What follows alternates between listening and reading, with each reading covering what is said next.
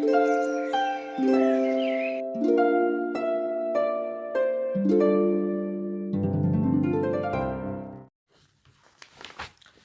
हैं next activity की तरफ। उससे पहले देखिए लेट्स लर्न। अब देखिए ध्यान दीजिएगा कि पहले आपको यहाँ पर लेट्स लर्न है और उसी पर आधारित करके एक एक्टिविटी दी गई है लेट्स डू। लेट्स लर्न मतलब चलो सीखते हैं और लेट्स डू मतलब चलो करते हैं, ठीक है। तो अब देखिए यहाँ पर आपको कुछ दिया गया है। क्या दिया गया है? Let's learn. Note that the words you circled are proper nouns. ध्यान दीजिए कि आपने जिन शब्दों को गोल किया यहाँ पर पीछे, वह क्या है? प्रॉपर नाउन है, ठीक है ना। नाउन 5 प्रकार के होते हैं, ठीक है, जिसमें से पहला होता है प्रॉपर नाउन, दूसरा है कॉमन नाउन, तीसरा है कलेक्टिव नाउन, चौथा है मटेरियल नाउन और पांचवा एब्स्ट्रैक्ट नाउन। तो इसमें पहला जो आपका है वो पूछ रहा है कि प्रॉपर नाउन, जो जिनको आपने गोल किया अभी, वो क्या है? प्रॉपर नाउन है। अब देखिए, note that the words you circled are proper noun. ध्यान दीजिए कि आपने जिन शब्दों को गोल किया वो क्या है? प्रॉपर नाउन है। अब प्रॉपर नाउन की परिभाषा अगले सेंटेंस में ये बता रहा है कि a proper noun is the name of a particular person, place और थिंग।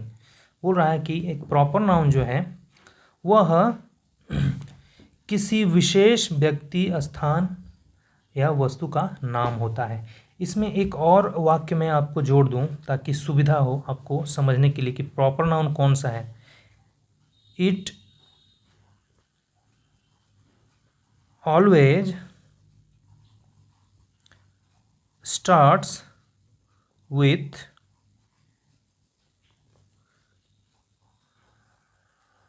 Capital letter. यह हमेशा कैपिटल लेटर से शुरू होता है, ठीक है।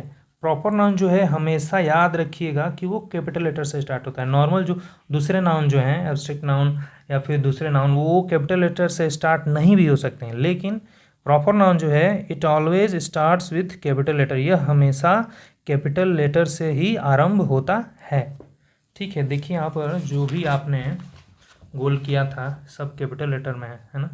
के, एस, स्टेट्समैन, आगरा, ए, ठीक है ना। तो चलते हैं हम एक्टिविटी नंबर 7B की तरफ। अब यहाँ पे क्या बोल रहा है? ये बोल रहा है कि अंडरलाइन, देखिए यहाँ पर बोल रहा है कि underline the following nouns, underline the proper nouns in the following passage. निम्नलिखित जो गद्यांश दिया गया है उसमें जो प्रॉपर नाउन्स हैं उनको रेखांकित कीजिए, अंडरलाइन कीजिए, ठीक है ना। तो अभी मैंने आपको क्या पढ़ाया कि एक प्रॉपर नाउन जो है किसी भी विशेष व्यक्ति, स्थान या वस्तु का नाम है और it always starts with capital letter, ठीक है ना। अब देखिए ये, या बस एक बात ध्यान रखिएगा कि कौन कौन सा इसमें कैपिटल लेटर से है। हाँ, जरूरी नहीं है कि वो जो कैपिटल लेटर से स्टार्ट है सब के सब नाउन है, वो किसी विशेष वस्तु का नाम होना चाहिए, किसी विशेष व्यक्ति, वस्तु या स्थान का नाम होना चाहिए, तभी उसको हम लोग प्रॉपर नाउन्स कहेंगे, ठीक है ना। देखिए, there lived a young boy in a village. एक छोटा बच्चा किसी गांव में रहता था, ठीक है ना। अब इसमें क्या है? इसमें नाम देखिए आप, कहीं भी नाम है? नाम कहीं नहीं है, नाम नहीं है तो इसमें कोई प्रॉपर नाउन नहीं है। Next line, his name was Rajiv. उसका नाम राजीव है, राजीव था। हिज, देखिए ये कैपिटल लेटर से स्टार्ट है लेकिन ये नाम नहीं है, हिज कोई नाम नहीं है, ठीक है ना। ये क्या है? प्रोनाउन हो गया। हिज जो है प्रोनाउन है। मैं प्रोनाउन का भी, प्रोनाउन और नाउन के लिए एक अलग से वीडियो बना दूंगा, ठीक है। तो हिज नेम वॉज राजीव, देखो यहाँ पे राजीव आर से शुरू हो रहा है और नाम है, किसका नाम है? किसी व्यक्ति का। ये जो बॉय है इसका नाम क्या है? राजीव। तो हम इसको अंडरलाइन करिए, ये प्रॉपर नाउन हुआ। ही स्टडीड इन क्लास 6, वह क्लास कक्षा 6 में पढ़ता था। ठीक है ना। नेक्स्ट, यहाँ पे कोई भी नाम नहीं है। ठीक है, ही कैपिटल लेटर शुरू हुआ, लेकिन ही क्या है, ये भी प्रोनाउन है। किसके लिए आया है, बॉय के लिए, तो ये प्रोनाउन हो गया। ठीक है, स्टडी ये नहीं है। ठीक है, नेक्स्ट सेंटेंस चलते हैं। His sister be who studied in class 4। उसकी जो बहन है बी हु जिसका नाम है, वह क्लास 4 में पढ़ती थी। अब देखो बी हु ये क्या है, किसी व्यक्ति का नाम है, तो हम इसको अंडरलाइन करेंगे। One day they went to visit the zoo in Kolkata. One day देखो स्टार्ट हो रहा है, वन जो ओ से है, कैपिटल लेटर से स्टार्ट हो रहा है, ओ वन, लेकिन ये नहीं है क्योंकि ये नाम नहीं है। One day they went to visit the zoo in Kolkata. एक दिन वे कोलकाता में चिड़ियाघर को देखने गए। ठीक है, चिड़ियाघर घूमने गए। ठीक है, तो ये क्या है, यहाँ पर क्या है, कोलकाता। कोलकाता है किसी जगह का नाम, तो इसलिए हमको इसे अंडरलाइन करेंगे, ये प्रॉपर नाउन है। They also visited the Victoria memorial. They also visited the Victoria memorial. वो उन्होंने विक्टोरिया मेमोरियल के भी देखा, वहाँ पर जाकर वो वहाँ पर जाकर भी घूमे। विक्टोरिया मेमोरियल क्या है, एक किसी जगह किसी वस्तु का ही नाम है। ठीक है ना। विक्टोरिया मेमोरियल आप भी जाएंगे कोलकाता में, तो वहाँ पर एक विक्टोरिया मेमोरियल जो है। तो ये क्या हो गया, एक प्रॉपर नाउन हो गया। इसको हम अंडरलाइन करेंगे। ठीक है। They enjoyed the day very much. उन्होंने दिन को बहुत ही एन्जॉय किया, मज़ा लिया दिन का। ठीक है ना। इसमें कोई नाउन, प्रॉपर नाउन नहीं है। ठीक है, अब चलते हैं हम लोग नेक्स्ट एक्टिविटी की तरफ। लेट्स लर्न, चलो सीखते हैं। देखिए यहाँ पर एक सिखा रहा है, उसके बाद लेट्स डू आ जा रहा है। यहाँ पर लेट्स डू, चलिए करते हैं। यहाँ पर पहले सीखना है और फिर उसका व्यावहारिक प्रयोग आपको सिखाया जा रहा है किताब में, बहुत ही सुंदर तरीके से। देखिए, रीड द फॉलोइंग सेंटेंसेस। निम्नलिखित वाक्यों को पढ़ो। ये देखिए आपको बुलेट्स दिए गए हैं, 2-3 बुलेट दिए गए हैं, उसमें लिखा है सेंटेंसेस। पहला है she lived in A mud हट। वह एक मिट्टी के झोंपड़े में रहती थी। दूसरा, देयर वॉज डस्ट एवरीवेयर। वहाँ हर तरफ धूल थी। ठीक है ना। Next, the water fell as drops of rain. पानी जो है जल की वर्षा की बूंदों के रूप में गिरा। ठीक है, देखिए जो ब्लू से लिखा हुआ है, ज़रूर इसका कुछ कारण है, आगे देखिए बताया जा रहा है आपको। In the above sentences the coloured words are the names of things that do not have life. बोल रहा है कि जो कलरफुल रंग बिरंगे जो शब्द यहाँ पर दिए गए हैं, वो ऐसी वस्तुओं के नाम हैं जो निर्जीव हैं, जिनमें कोई जीवन नहीं है। ठीक है ना। जैसे बता दें, वस्तुएं 2 प्रकार की होती हैं, निर्जीव और सजीव, living things and non living things. तो इसमें क्या है, ये जो बोल रहा है कि जो ऊपर जो नाम है वो क्या है, निर्जीव वस्तुओं के नाम है। तो पहला क्या है, सी लिव्ड इन मड हट। हट क्या है, झोपड़ी। झोपड़ी क्या है, निर्जीव होती है ना। झोपड़ी को कभी चलते आपने नहीं देखा होगा, कभी सांस लेते, कभी खाना खाते नहीं देखा होगा, तो इसलिए क्या है, निर्जीव है। दूसरा, डस्ट, धूल क्या है, निर्जीव है। पानी क्या है, निर्जीव है। वर्षा क्या है, निर्जीव है। ठीक है। तो इसके बाद ये क्या बोल रहा है, these words are in neutral gender. ये जो शब्द हैं ये नपुंसक लिंग में है। देखिए अब यहाँ पर जेंडर आपको समझना पड़ेगा कि व्हाट इज जेंडर। जेंडर किसको बोलते हैं, जेंडर क्या होता है। तो जेंडर मैं इसकी डिफिनीशन आपको बता देता हूँ कि gender is define as a classification of a noun और pronoun as feminine, masculine, neutral and common. ठीक है ना। कहने का मतलब है जेंडर के, मैं जेंडर का प्रकार आपको बताता हूँ। पहले जेंडर जो है 4 प्रकार का होता है। ठीक है। पहला है मैस्कुलिन जेंडर, जिसको हिंदी में हम लोग बोलते हैं पुल्लिंग। और जेंडर का मीनिंग होता है लिंग, मतलब कितने प्रकार के होते हैं लिंग। तो उसमें है मैस्कुलिन होता है जेंडर, दूसरा है फेमिनिन जेंडर, फेमिनिन का मतलब स्त्रीलिंग जेंडर हो गया, स्त्रीलिंग। तीसरा है न्यूटर, नपुंसकलिंग। और चौथा है कॉमन जेंडर, उभयलिंग। तो ये 4 प्रकार के हैं, masculine gender, feminine gender, neutral gender और कॉमन जेंडर। तो ये देखिए आपके स्क्रीन पे ये दिख रहा है, यही है 4 प्रकार। तो इनमें से आपको देखिए यहाँ पर न्यूट्रल जेंडर के बारे में पूछा है और आगे जाकर आपको देखिए यहाँ पर कॉमन जेंडर के बारे में पूछा है। तो हाल फिलहाल आप इन 2 के बारे में ही जानिए, ठीक है। और प्रकार ये जो है आपको मैंने लिखा है, ये जो स्क्रीन पे आपके दिख रहा है, इसको बस आप याद रखिएगा, ठीक है। तो ये हो गया आपका, ये बोल रहा है कि these words are in neutral gender. अब न्यूट्रल जेंडर किसको बोलते हैं, देखिए आगे बताएगा कि let us take some more examples. चलो कुछ और उदाहरण देखते हैं, ठीक है ना, लेते हैं। दिस इज माई हाउस, यह मेरा घर है। This is the chair I sit on, यह चेयर है, यह कुर्सी है जिस पर मैं बैठता हूँ। आई राइट विथ दिस पेन, मैं इस कलम से लिखता हूँ। देखो जो भी निर्जीव चीज़ें हैं उनको ये क्या बोल रहा है, न्यूट्रल जेंडर, उनको न्यूट्रल जेंडर की कैटेगरी में रखा हुआ है। तो जितनी भी निर्जीव वस्तुएं हैं उनको न्यूट्रल जेंडर कहा जाता है। इतना याद रखिएगा कि जो भी निर्जीव है वो न्यूट्रल जेंडर के अंतर्गत आता है, ठीक है। तब देखिए इसी पर आधारित आपको एक्टिविटी नंबर 7C दिया गया है। देखिए क्या बोल रहा है, underline the neutral gender in the following sentences. निम्नलिखित वाक्यों में जो न्यूट्रल जेंडर है, नपुंसक लिंग है, उसको रेखांकित करें। Number A, the old women swept with her broom. ऐसी कौन सी चीज़ है जो निर्जीव है, इसमें देखना होगा।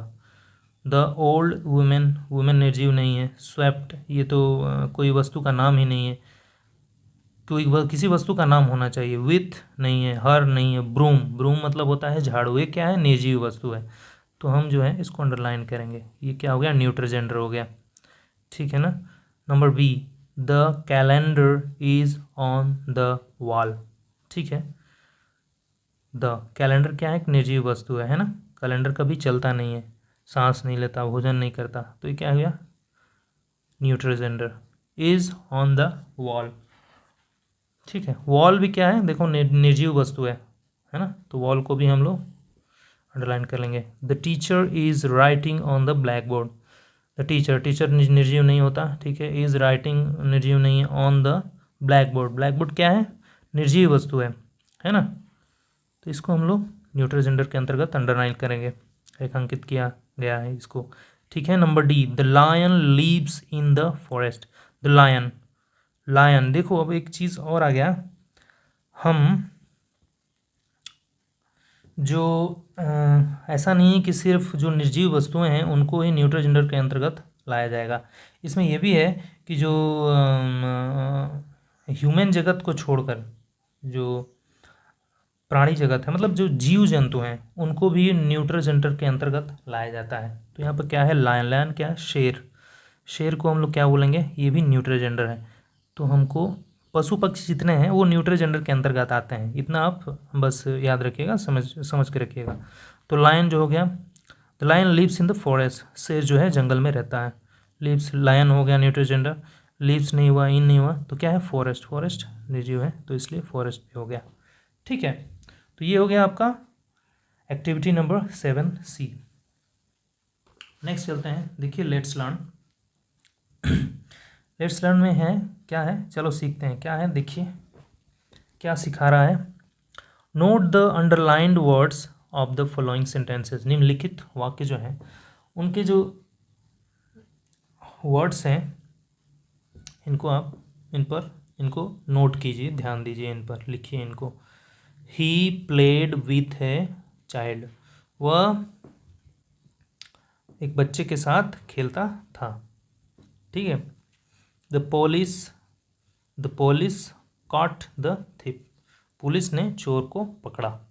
Sachin is a famous player, Sachin जो है एक प्रसिद्ध खिलाड़ी है। अब देखिए यहाँ पर क्या बोल रहा है, कि the coloured words in the above sentences can be either male और फीमेल। जो कलर्ड वर्ड हैं ये क्या है, ये या तो मेल हो सकते हैं या फिर फीमेल हो सकते हैं, स्त्री हो सकते हैं या फिर पुरुष हो सकते हैं। ठीक है, these words are common genders. ये जो हैं, ये जो वर्ड्स हैं, ये शब्द जो हैं, ये क्या है, कॉमन जेंडर है। कॉमन जेंडर मतलब उभय लिंग है। ठीक है ना, such as baby, parent, cousin, pupil, friend etcetera. जैसे बेबी मतलब बच्चा, पेरेंट माता पिता, पेरेंट मतलब माता या पिता। ठीक है ना, पेरेंट्स अगर होता तो माता पिता दोनों। ठीक है, कॉजिन चचेरे भाई बहन। ठीक है ना, प्यूपिल मतलब छात्र छात्राएं, दोनों हो सकता है। और फ्रेंड, फ्रेंड कोई भी हो सकता है, वो मेल फ्रेंड हो सकता है, फीमेल फ्रेंड हो सकता है। ठीक है ना, तो ये क्या है, इसको कॉमन जेंडर के अंतर्गत रखा है। देखिए यहाँ पर चाइल्ड जो है मेल है, चाइल्ड मेल भी हो सकता है, फीमेल भी हो सकता है, मेल नहीं बोल सकते। ये चाइल्ड जो है, चाइल्ड मतलब क्या है, वो मेल भी हो सकता है, फीमेल भी हो सकता है।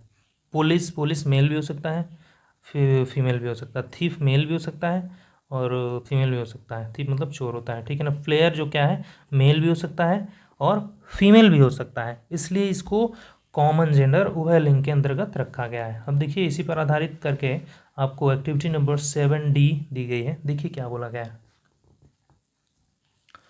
Underline the common gender in the following sentences.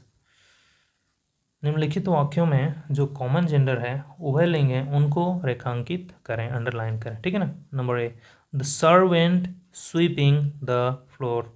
ठीक है ना, सर्वेंट, सर्वेंट क्या है, the servant sweeping the floor, नौकर जो है फर्श पर झाड़ू लगा रहा था, स्वीप कर रहा था। ठीक है ना, तो नौकर क्या है, नौकर मेल भी हो सकता है, फीमेल भी, स्त्री भी हो सकती है, पुरुष भी हो सकता है। तो क्या है, सर्वेंट जो वर्ड है ये क्या है, कॉमन जेंडर है।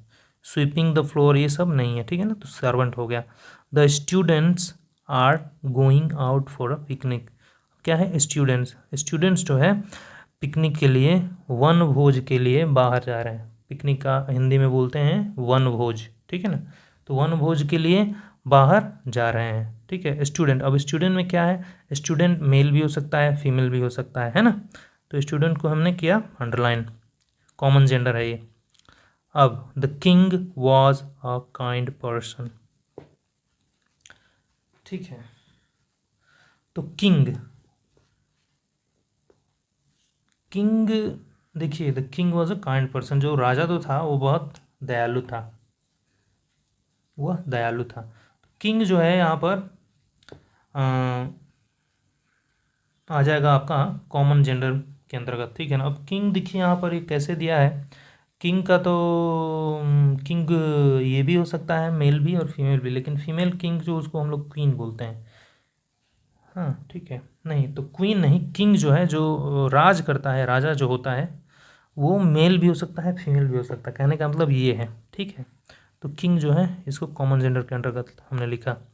Number D, the son of my neighbour is my classmate. ठीक है, द सन मेरे पड़ोसी का जो बेटा है वो मेरा क्लासमेट है। अब क्लासमेट क्या है, क्लासमेट जो है ये son of my neighbour, neighbour, neighbour भी है, नेबर जो है मेल भी हो सकता है, फीमेल भी हो सकता है। ठीक है ना, तो नेबर वर्ड जो है कॉमन जेंडर के अंतर्गत आ गया। इज़ माई क्लासमेट, ठीक है ना, मेरा सहपाठी है, तो बता ही दिया गया कि सन है तो वो सहपाठी है। लेकिन नेबर, नेबर जो वर्ड है ये क्या है, मेल भी हो सकता है, फीमेल भी हो सकता है, अब बताया नहीं गया है, तो इसलिए हमको इसको कॉमन जेंडर के अंतर्गत रखना होगा। ठीक हुआ, ठीक है, तो ये हो गया आपका एक्टिविटी नंबर 7।